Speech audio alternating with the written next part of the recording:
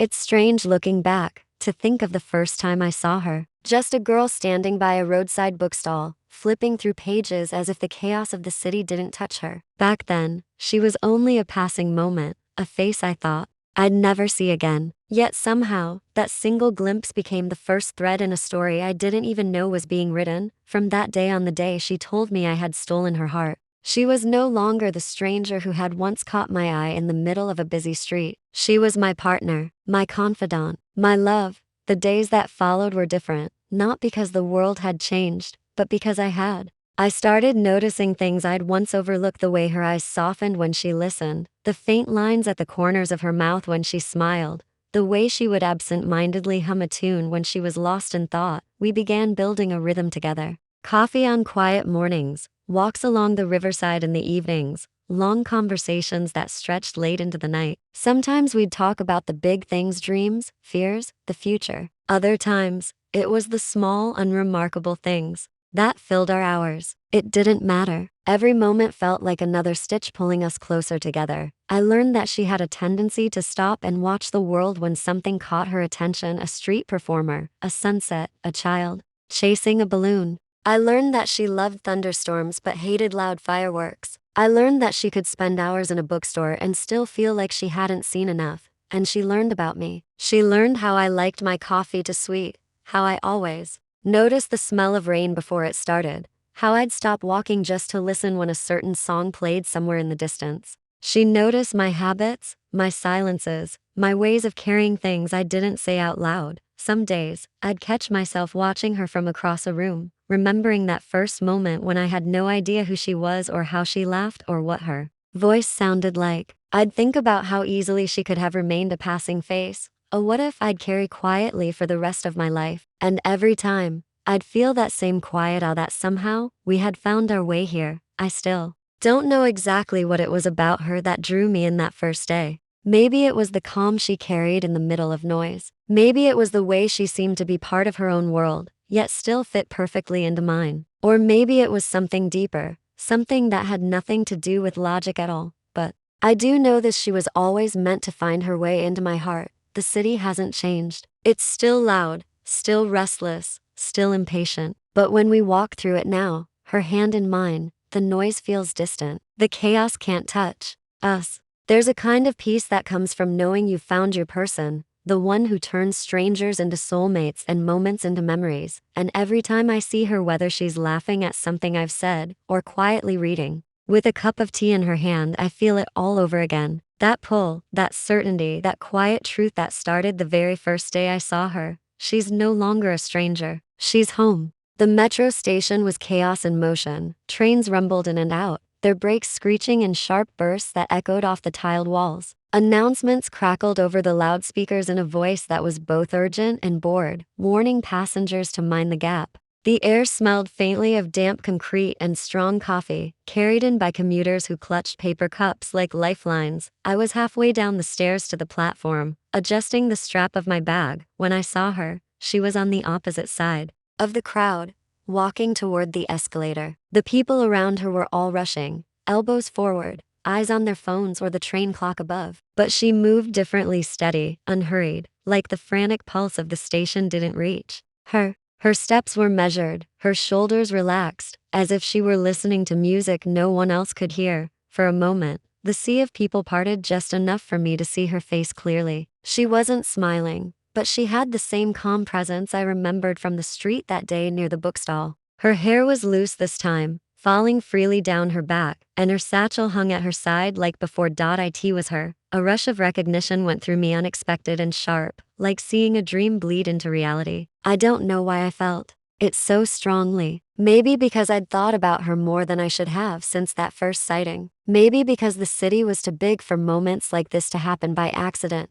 I wanted to speak to her. The thought came quickly, almost instinctively. I could cross the platform, tap her shoulder, say something simple, ask if she remembered me, even though she probably didn't. Or maybe just tell her I liked the book she bought that day, even though I didn't know what it was. But before I could even start toward her, the crowd shifted. A sudden surge of people poured down the stairs, blocking my path. When I tried to move around them, someone bumped into me, forcing me to step aside. I craned my neck, searching for her, but the glimpse I'd had was already slipping away. By the time the people cleared enough for me to see again, she was gone. I hurried toward the escalator, scanning faces, trying to spot the soft brown of her sweater or the swing of her satchel. But there were only strangers now, each one rushing to their own destinations, each one a closed door. I stood there for a moment, the noise of the station pressing in on me, the announcement for the next train blurring into the background. The ache hit me, then a strange, hollow feeling in my chest, like I'd just missed something important, something I wasn't going to get back.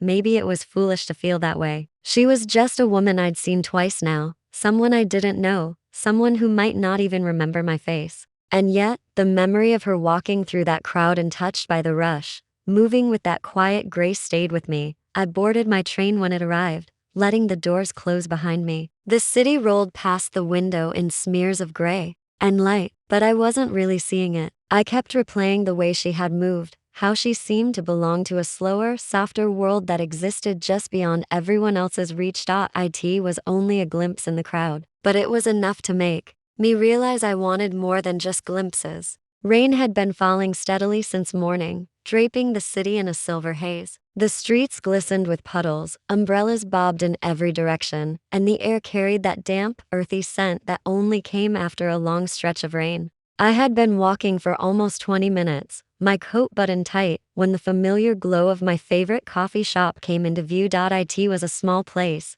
tucked between a bookstore and a florist, with fogged-up windows and a bell above the door that chimed softly whenever someone stepped inside. I came here often, not just for the coffee, but for the quiet. The world outside could be chaos, but in here, time always seemed to slow down. I pushed the door open, shaking the rain from my shoulders, and the warmth hit me instantly. The rich aroma of freshly ground coffee mingled with the faint sweetness of pastries cooling behind the counter. Jazz music played low in the background, a soft thread of melody weaving through the clink of cups and murmured conversations. And then I saw her. She was sitting by the large window, the one I always thought had the best view of the street. Raindrops streaked the glass in slow, wandering paths, and she was watching them as if they were telling her a story. Her chin rested lightly in her hand, her other arm curled around a steaming mug. The soft, diffused light from outside wrapped around her like a painting. For a moment, I just stood there. It was her again. The woman from the bookstall, from the metro station, from the edges of my thoughts these past weeks.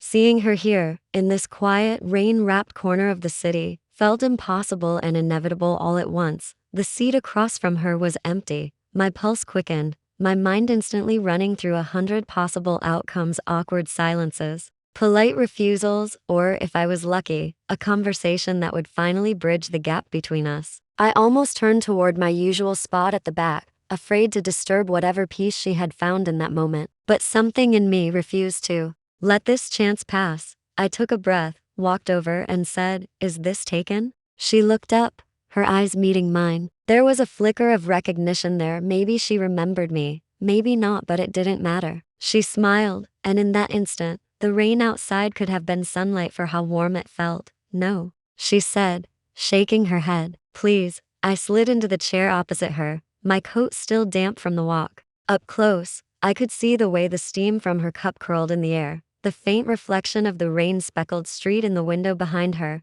"I hope you don't mind," I said, trying to keep my voice casual. "Not at all," she replied. Her tone was light, open. "It's nicer, I think, not to drink coffee alone on a rainy day." We talked at first about the weather, then about the coffee shop itself, how it was one of her favorites too. The conversation unfolded slowly, like the way you turn the pages of a book you don't want to end. She told me she liked watching the rain because it made the city seem softer, less hurried. I told her I liked it because it made moments like this feel even more vivid. The rest of the world faded beyond the rain-streaked glass. The meeting I'd been heading to, the errands I'd planned, all of it slipped away, sitting there across from her, with the rain falling steady outside and her smile lighting up the gray afternoon. I felt the quiet certainty that this was the moment everything might begin. It didn't take long for our talks in the coffee shop to become more than just polite small talk. At first, it was simple: how we both loved rainy days, how the coffee here was better than anywhere else in the city, how the corner table by the window felt like its own little world. But as the minutes passed, our conversation deepened, pulling us into the kind of exchange that makes time lose its meaning. We spoke about books first, what we'd read lately, what had stayed with us over the years. She told me she liked novels. That felt honest, even if they were messy, stories where the characters didn't always get what they wanted but learned something about themselves along the way. I told her I liked books that felt like a journey, where the ending wasn't the point, it was the path that mattered. From books, we drifted to music. She admitted she had a weakness for quiet, soulful songs with lyrics that could break your heart if you listened closely enough. I confess my playlists were a strange mix: old jazz records, indie rock, and the occasional guilty pleasure pop hit I would never admit to anyone else. She teased me for it, and I told her I'd defend my taste to the grave. Her laughter came. Then soft, unforced, like a melody that lingered even after it stopped. It wasn't loud, but it carried a warmth that settled into me, easing away the noise and rush of the world outside. Every time I heard it, I felt an unexplainable pull toward her, like her joy was something I wanted to protect. We moved from topic to topic without effort: favorite movies, strange dreams, the odd, fleeting moments that made life unexpectedly beautiful. She told me about a morning last spring when she'd seen a stranger leave fresh flowers on a park bench and walk away without waiting to see who would find them. I told her about the time I'd missed my bus but ended up watching the most breathtaking sunset from the hill nearby. Somewhere between the stories and the laughter, I began to realize how easily she was weaving herself into my life. Not with grand gestures or sweeping declarations, but with quiet threads, small moments, shared smiles, the way her eyes lit up when she talked about something she loved. It was as though she was quietly stitching herself into the fabric of my days, and I didn't even want to stop it. Outside, the rain kept falling, soft and steady, blurring the edges of the city. Inside, the coffee shop felt warmer, the light softer. I forgot about the time, about everything I'd planned to do. That afternoon, all I could think about was how the space between us felt smaller than it had an hour ago, and how much I didn't want that to change. At one point, a gust of wind rattled the window, drawing her gaze for a moment. I watched her, then the way she absent-mindedly traced the rim of her coffee cup, the way her hair fell forward when she leaned in to listen. It struck me how natural it felt to be here with her, like we had been having conversations like this for years. Eventually, our cups were empty, and the rain had eased into a mist. She glanced outside, then back at me. I should probably get going, she said, but there was no rush in her voice. Yeah, I replied, though part of me wanted to ask her to stay. We stood, gathering our things, and as we walked out into the damp, silver light, I realized something: this wasn't the end of a conversation. It was the beginning of one that I hoped would never really stop. The evening was calm, the kind that feels like the city has exhaled after a long day. The sun had dipped below the horizon, leaving behind streaks of gold and lavender that slowly faded into the night. We walked along the riverside, the water moving gently beside us, catching fragments of the city lights and breaking them into shimmering pieces. The cool air carried the faint scent of the river mixed with the distant aroma of roasted chestnuts from a street vendor. She walked beside me, her coat buttoned against the chill, her hands tucked into her pockets. Every now and then, she would tilt her head toward the water, as if the ripples were telling her a secret. There was no rush in her steps, no need to fill every silence. That was one of the things I had grown to love about being with her: how comfortable the quiet could be. But that night, she wasn't silent for long. She began talking about her dreams, not the big, sweeping ones people say to sound impressive, but the small, personal ones. She told me about wanting to learn pottery one day, how she imagined shaping clay with her hands and making mugs she could give to friends. She spoke of visiting a tiny coastal town she'd read about in a book, a place where the sea met cliffs in a way that made you feel small but safe. Then she shared her fears, not in a dramatic way, but in that soft, matter-of-fact tone of someone opening a door to let you see inside. She was afraid of wasting time, of losing the people she loved without ever telling them enough. She was afraid of waking up one day and realizing she hadn't truly lived. I listened, not just to the words, but to the way she spoke them: the pauses, the little changes in her voice, the quiet conviction beneath her honesty. And then she said something that stayed with me. I think life is mostly made up of small things, she said, her gaze drifting to the water. And if you can find beauty in those small things, you'll never run out of reasons to keep going. I looked at her then, really looked at her. The way the light from the street lamps traced the curve of her hair, the way her eyes caught the reflection of the river, holding both the city and the night inside them. The way her breath misted in the cool air, steady and calm, and it hit me so suddenly, so completely that somewhere between the first time I saw her at that bookstall and this moment by the water, she had stolen my heart, not with grand gestures or declarations, but with her presence, with the way she noticed things others didn't, with her quiet laughter, with her ability to make the world feel softer just by standing in it. I didn't tell her, not yet. The words felt too fragile, like they might shatter if I spoke them too soon, but I knew, deep down, I knew that this wasn't just a passing admiration or a fleeting connection. This was something that had taken root without me even realizing, something that had been growing in the spaces between our conversations and walks. We kept walking until the path curved away from the river and into the glow of the city streets. She smiled at me then, not knowing that my chest felt impossibly full, not knowing that with every step, my heart had already chosen her. The street was alive in the way only the city could be: crowded, noisy, impatient. Horns blared from every direction, weaving into the hum of engines and the shouts of street vendors calling out their prices. The air was thick with the smell of roasted corn, fried snacks, and the faint tang of exhaust fumes. People brushed past me without slowing, everyone moving as if the day would collapse if they didn't get to where they were going. I was one of them. My phone buzzed in my pocket with yet another reminder that I was already late for a meeting.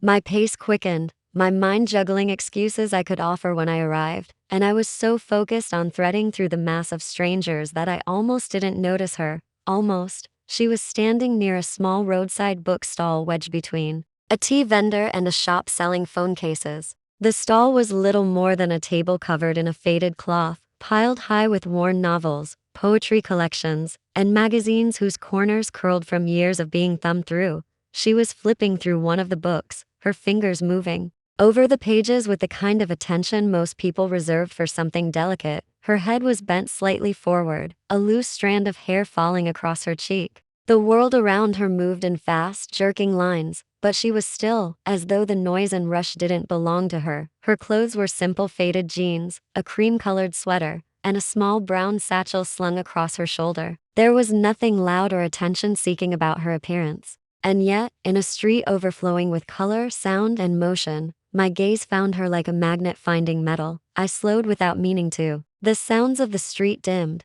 the chaotic energy around me blurring into the background. All I could see was her calm presence like a quiet island in a raging sea. I wondered what she was reading, whether she was the kind of person who dog-eared pages or kept them pristine, whether she bought books often, or just liked the feel of them in her hands. She turned a page, her lips curving into the faintest smile, as if the words had just given her a secret. It wasn't the kind of smile meant for anyone else. It was for her alone. And still, I felt it. My phone buzzed again, insistent this time, but I didn't move. I just stood there, watching her, feeling strangely as though I'd stumbled into a moment I wasn't supposed to witness. She didn't look up, didn't scan the crowd or notice the stranger lingering a few steps away. But in that instant, I knew without any reason or logic that I'd remember her. The curve of her hair, the way her fingers traced the edge of a page, the small private smile. A man at the stall said something to her, probably the price of the book, and she nodded, reaching into her satchel. She paid, tucked the book carefully inside, and turned toward the crowd. I thought about stepping forward, about saying something, anything to keep her from disappearing into the noise. But my feet stayed rooted, my voice caught somewhere between my mind and my lips, and then she was gone, swallowed by the tide of the street. The meeting I was rushing to still awaited me, but as I finally forced myself to keep walking, I realized I was no longer thinking about work or excuses, or the time. I was thinking about her, just one look, and I knew I'd carry that image with me for a long time. The night was quiet, the kind of quiet that made every sound feel sharper: the hum of distant traffic, the faint rustle of leaves stirred by the breeze, the rhythm of our footsteps against the pavement. We were walking home from another evening, spent at the riverside, and though the city lights glowed around us, it felt like we were the only two people in the world. I had been carrying the weight of my feelings for weeks now, maybe longer. Every conversation, every glance, every brush of her hand against mine only made it heavier. I kept telling myself to wait for the right time, the perfect moment. But the truth was, no moment would ever feel perfect. My heart wasn't patient anymore. She was walking slightly ahead of me, her hair catching the glow of a nearby street lamp. She turned her head to say something about the chilly air, and I saw the way her smile softened the night. That was it, the final push I needed. I slowed my steps until we were side by side. My throat felt tight, and for a second, I almost lost my nerve. But then I really looked at her, and the words came out before I could stop them. "You've changed everything for me," I said, my voice barely above a whisper. She stopped walking. The street around us went on with its usual life, cars passing, people talking in the distance, but all I could hear was the rush of my own heartbeat. She turned to face me, her expression unreadable at first. Her eyes searched mine, and in that silence, I felt exposed, like she could see all the things I hadn't said, all the moments I'd replayed in my head 100 times. For a moment, she didn't speak. The pause was long enough to make me wonder if I'd just made a mistake, if I'd crossed a line that couldn't be uncrossed. And then she smiled, not her polite smile, not the casual one I'd seen when we first met. This was softer, deeper, touched with something that made my chest tighten. "Funny," she said, her voice low. "You stole mine first." It was such a simple sentence, but it hit me like the world had shifted beneath my feet. All the tension I'd been carrying melted away in an instant, replaced by something lighter, warmer, almost dizzying. I laughed quietly, not because it was funny, but because I didn't know what else to do with the rush of relief and joy flooding through me. "Guess we're even then," I said, my voice rough with emotion. We stood there for a while, the street lamp casting a gentle glow over us. The air between us felt charged, not with uncertainty anymore, but with something certain and steady. Without thinking, I reached for her hand. She didn't hesitate. Her fingers slipped into mine like they'd been there all along.